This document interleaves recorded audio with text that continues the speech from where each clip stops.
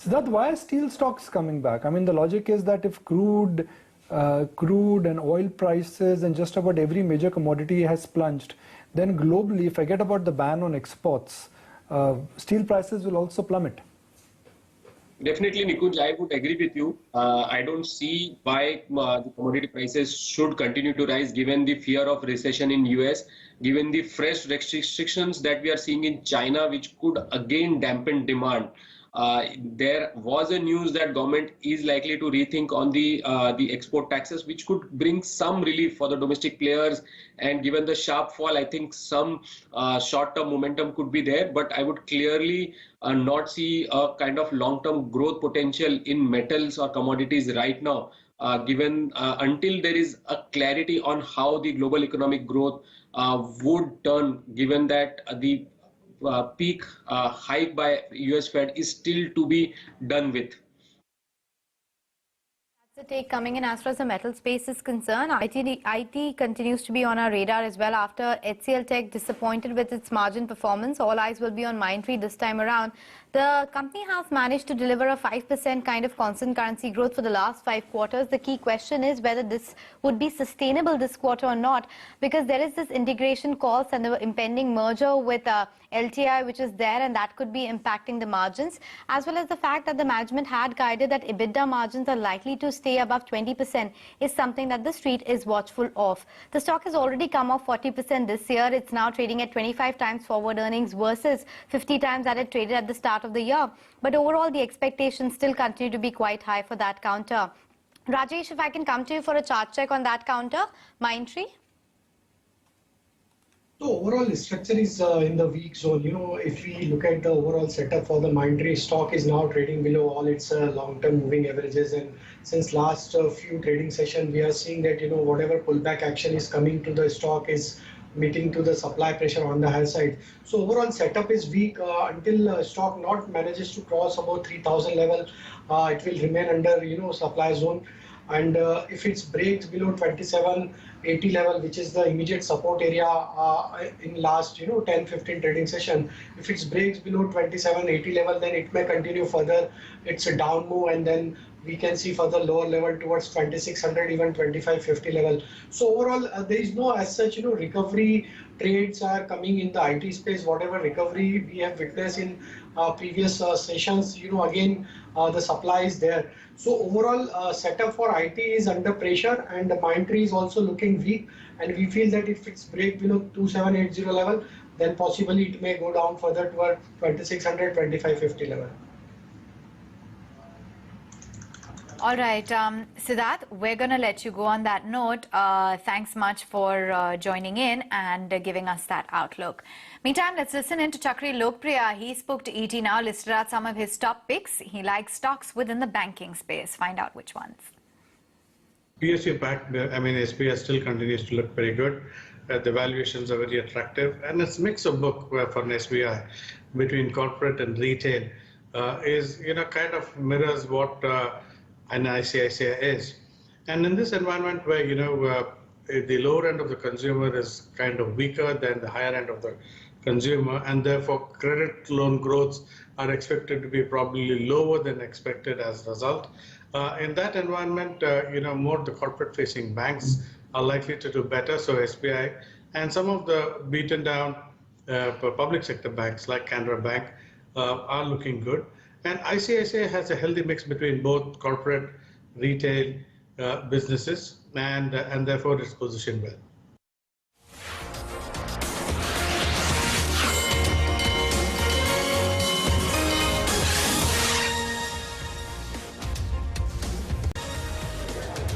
Well, the markets failed to hold on to the opening gains. In fact, trading now to the lowest point of the trading session, below the 15,950 mark and thereabouts. A downtick of almost 100 points coming in on the Nifty. The Sensex is down 400 points. And even if you look at the broader markets, they too have reversed their gear, because now they are trading in the red territory, with more stocks declining than on the advances side.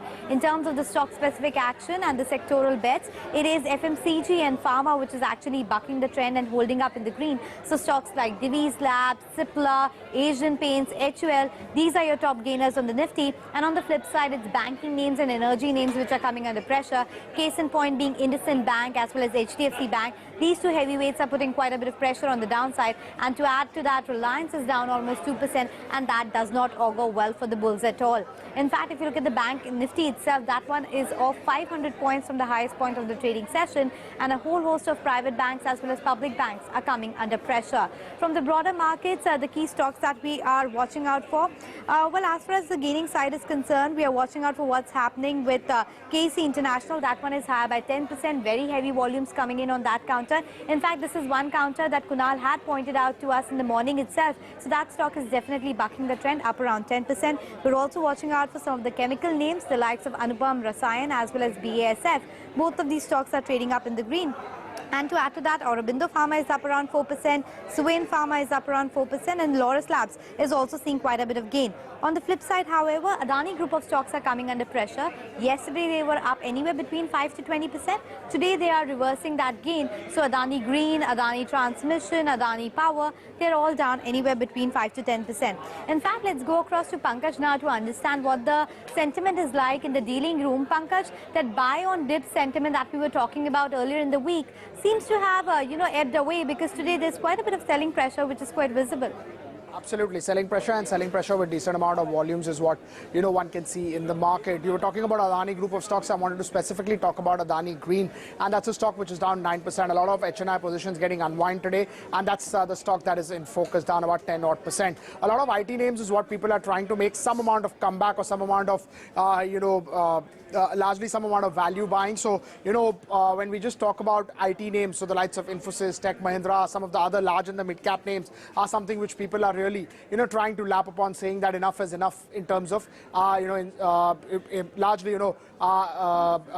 in terms of EPS cut now being behind. One interesting name is Bajaj Consumer. Now, a lot of other inflation beneficiary names have gone up in the consumer durable space, but this one had not, so it's playing a catch-up role, seen as a beneficiary of inflation or inflation coming down in the coming quarters.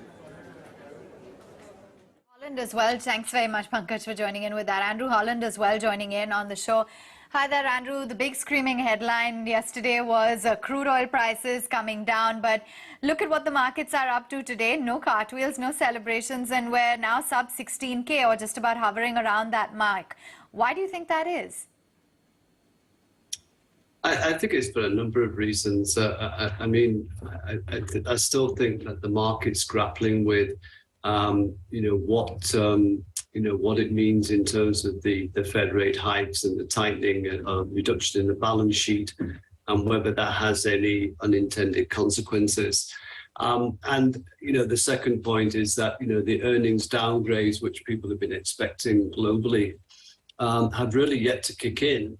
Whilst the oil price is good news, right? But it's telling you that there's a recession coming. But the earnings forecasts have not been revised yet to take that into account. And I think this is one of the things that the market is really to get to grips with, is that this is not a financial downturn. This is an economic downturn. I think most people would only remembered it if they went through it in the kind of 2000s, early 2000s. But since then, it's been more financial crisis where the Fed can come in and print money. This time around, they can't print money because it's an economic downturn. And I think that's what the market's grappling with at the moment in terms of that. Yes, it's a positive, but it's also that negative in that recession is coming. And it's certainly there in Europe, that's for sure. I mean, it was interesting yesterday that Spain put a kind of a windfall tax on large banks as well as energy companies. I expect that's probably going to rush its way through France at some point as well. This cost-to-income problem, across Europe is very real, and you're going to see. Countries react to it. And I think that's the other thing that the market is probably picking up as well. Andrew, why are markets not showing signs of excitement, even though crude is now officially in a bear market. I mean, the biggest cross or the biggest albatross around our neck is crude. And crude has decisively turned. Commodity prices have decisively turned. The bulls, they should be doing cartwheels. You're right, Nikunj. I mean, you know, we've been talking about by the end of this calendar year, we'll be thinking about deflation, not inflation. But at the moment, everything's still, you know, geared around inflation, and we'll see what tonight figures for the US come. I think the thing with the oil price is, whilst it's reflecting, you know, kind of potential recession, you know, globally, it's not reflecting, you know, the kind of, there's still concerns Andrew, about Russia, Ukraine. Forgive me for interrupting forward. you there. I've got some breaking news, and you just want to, you know, pay attention there, Andrew. This is something which you picked up from wires. It's not come on exchanges. ED, that's Enforcement Directorate has been investigating some entities. Let's wait for the second flash. Has no credit exposure to entities being probed, which means that whatever the ED is investigating, it's got nothing to do with the lending they've done. So these are the only two flashes we have. ED has been investigating some entities, and the entities which have been investigated have the bank has no credit exposure, so, and nobody is really trying to question a process here or any kind of lending they've done. IndusInd extended cooperation to the law enforcement agencies. Why are they not telling the exchanges? They should have, right? We'll try and see if we can get an official reaction from them, because this has come on wires.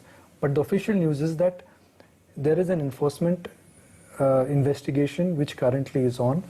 The problem with the IndusInd Bank is closer to Diwali. You got some information? Yeah, it's coming in exchanges now as we speak. They've just clarified to the exchanges that as a part of this investigation, the Enforcement Directorate had filed a FIR dated July 9, 2020 with the Chennai police station against some of the entities and few of the employees of the bank, mostly of whom have already separated from the bank. A complete copy of the FIR along with the annexure is being retrieved, and there is no credit exposure of the bank to these entities. I think this is the key message that the street would want to hear, that there is no credit exposure of the bank to the entities, and the employees which have been named in the FIR are no longer associated with the bank, and perhaps that's the reason we are seeing that recovery in the counter.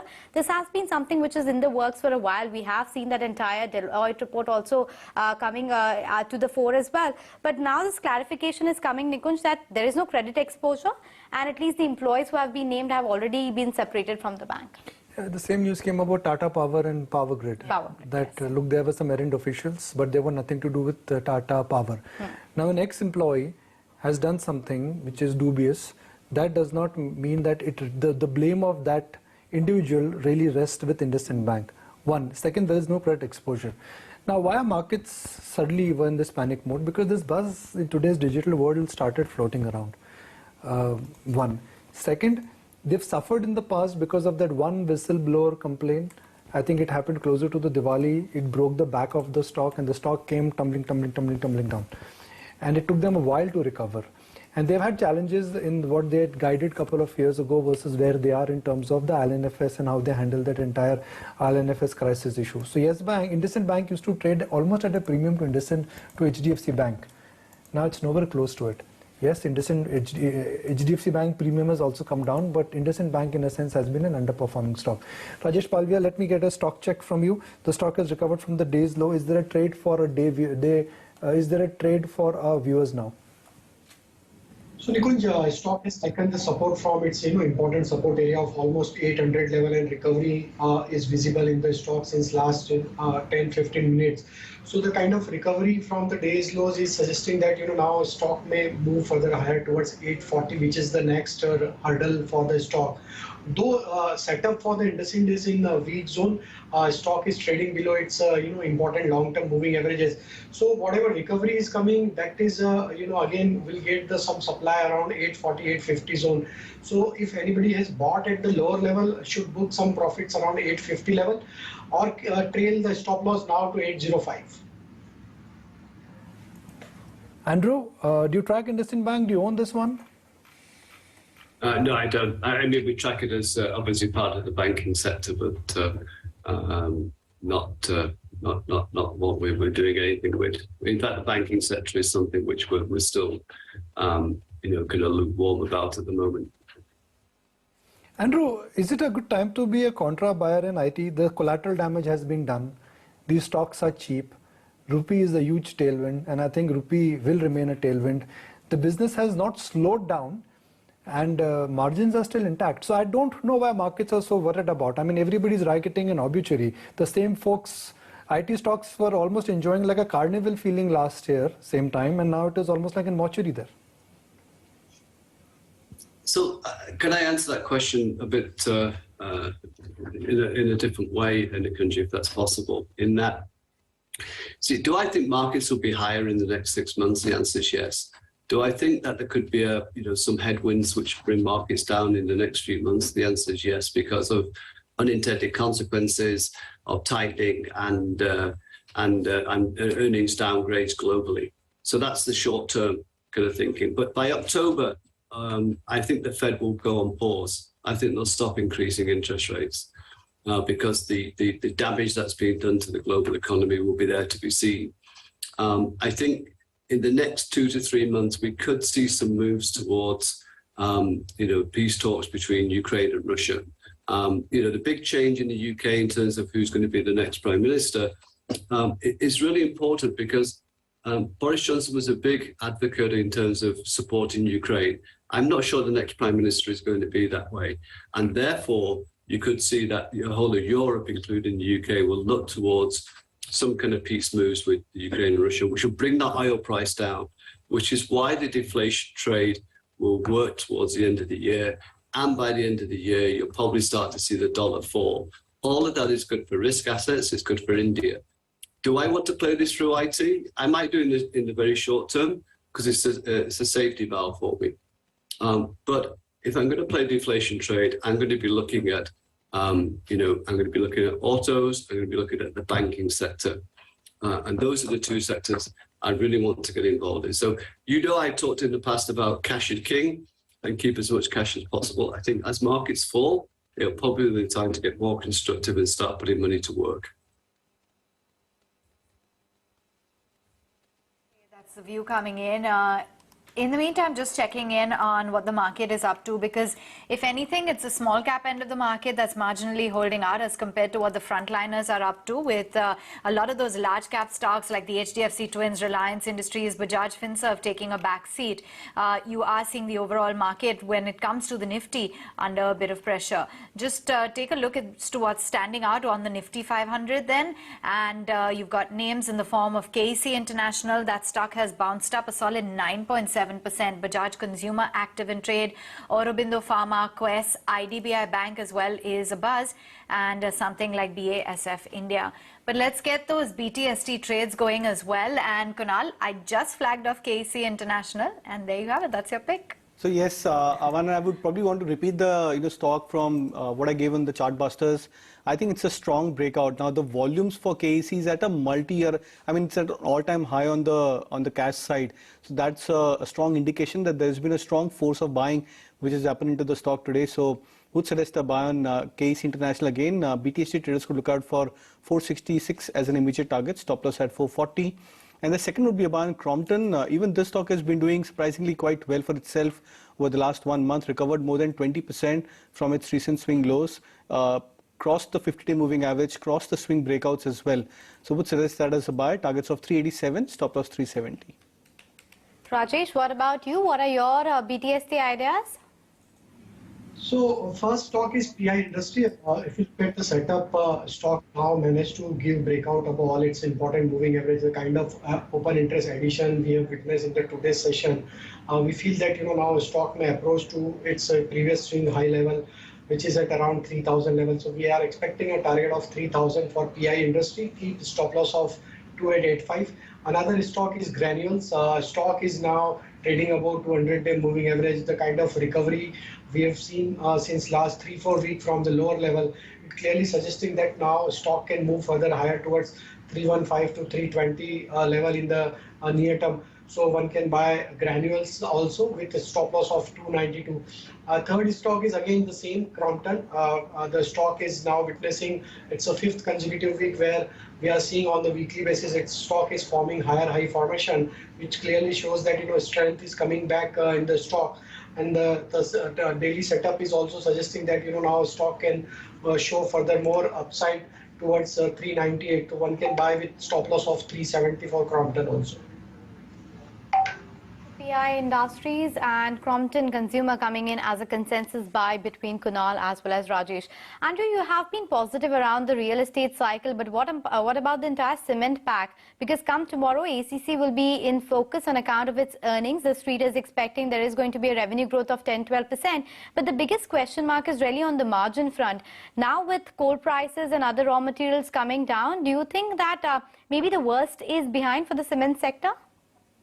Yes, it's looking that way in terms of the kind of recent performance. But again, I would just be slightly wary in terms of the fact that there could be a bit more of a pricing war between within the sector itself. So that's the only thing that kind of concerns me in the very short term. But yeah, it's a bit like the auto sector. All the headwinds which were hitting them will become the tailwinds going forward. But it's not the sector I'd probably want to play initially. It's the autos and the banks for that deflation trade, because I think that's going to be more significant towards their earnings than maybe on the cement at the moment. But it's going to be a relative outperformance, that's for sure, because of these headwinds becoming tailwinds for the cement sector. But I think. I think, as I said, I'd rather play autos and banks for that deflation trade, but it's not right yet because I still think there's maybe one more leg down for the markets. I look at Hero MotoCorp. They're trying to just take baby steps in the EV space. They have the largest market share in the two-wheeler market. If I look at Maruti, 50% market share, they are not there in the EV space. Do you think Maruti and Hero MotoCorp will have the last laugh? Because they are the dominant market shares. They are the ones who should be worried about losing market share. And they are the ones who are just not moving in a very powerful manner in the EV space. Tatas have done something. Mahindras have done something. TVS is planning to do something. Even truck companies are planning to do something. But Maruti, complete finger on lips when it comes to EV. Hero MotoCorp, they continue to maintain that we are there, but we don't want to commit too much. Who will have the last laugh here? That's to be Dickens, right? I don't know why Maruti are not getting into this EV market. So maybe they have something which they will launch after the market becomes a bit more kind of clear in direction they want to go in. But it's an unusual move in that respect. But maybe they're thinking that the costs and the time at the moment to get to the kind of situation where a lot of these companies are moving will be a little bit more painful. I think that's what they're thinking. I'm not of that view. I'm with the view that you need to be there now and leading by the front, because it's always difficult to kind of grab market share back. Not only have you got to be cost competitive, but you've got to have the right product. So it's a tall order if you're behind the pack at this stage. Leave from your original comment. You expect markets to be higher from here 6 months from now. Let's discuss it. Why? Yeah. Right. So three things. One, that the Fed will stop increasing interest rates or go on pause by October. Two, I do believe there'll be some kind of move towards peace talks between Russia and Ukraine, which will bring the oil price down. So that whole kind of inflation becomes a deflation trade. Three, if the Fed goes on pause, then obviously the interest rate differentials will start to kind of kick in again, and that will bring the dollar down from where we are today. It's not going to be a safe haven. And obviously, the euro, the pound and other currencies will start to appreciate against it. So that the dollar will fall over the next 6 months, in my view. And that will bring on a risk on trade, which will lead itself to emerging markets, which will lead itself to India because of our growth, GDP growth going forward. So that's the trade. That's why I think we'd be higher 6 months on. But very short term, there could be a little bit of pain. Closely be watching out when it comes for numbers tomorrow. There's ACC, L&T Info, Tata Sponge and Tata Elxsi as well as Angel Broking. Among the lot, there's ACC that will certainly be closely tracked by the markets. Volumes sequentially are likely to be impacted by the higher commodity costs of steel and cement. We're expecting the EBITDA margins to come in at about 10.5% with the top line growth year on year by about 12%. Andrew, a quick comment on ACC in particular or the cement space as a whole? No, as I said before, I mean, you know, probably the numbers are backward looking. You're looking in the rearview mirror because of all the kind of higher input costs that they had. But it's obviously going forward that those now become tailwinds for them. But I still think there's probably a little bit more kind of you know, competitive pricing going forward to try and keep market share or take market share. So it's not a sector which I'm overly excited about, but I can see that as a relative outperformer, given that you know, the view is that, you know, commodity prices will continue to fall from here. All right, let's wind it down then, wrapping up the markets and where we started off, and by the time we're wrapping up, it's quite a different tale to tell. So no 16K on the screen by the time we end. It's just a smidge below that, actually at 15,978. Ditto for the Sensex. We're down 0.6%. Energies to blame, banks, infrastructure, IT, and mind you, the European markets aren't showing you any encouraging moves either. Pharmaceuticals, FMCG, so you could say some of those classic defensives stood out. Media as well is in the green. Marginally positive for the mid-cap and small-cap end of the market, but no great shakes. That breadth still skewed in favor of the losing side. IndusInd Bank falls about 821, falls about 3% at 821. You had some of those allegations. The company as well categorically giving their clarification, saying that no credit exposure of the bank to the entities. The HDFC twins down and out. Reliance Industries, Bharti Airtel at about 646. TCS, HCL Technologies, Tech Mahindra, Wipro. So IT definitely looking soft. And then there's L&T as well as Britannia in the red. On the flip side, a 2.5% notch up on Divi's Labs. JSW Steel gains traction. Cipla, HUL, Asian Paints, NTPC, Nestle and Infi. Those are stocks that are a buzz on the upside. Within the broader universe, you've got Adani Green, Sterling and Wilson under pressure, Adani Total, Supreme Industries, Raymond, Dr. Lal Path Labs down and out, while KC International, Bajaj Consumer, Birla Corp, Aurobindo Pharma, Suvin, they are some of the smart outperformers in trade today.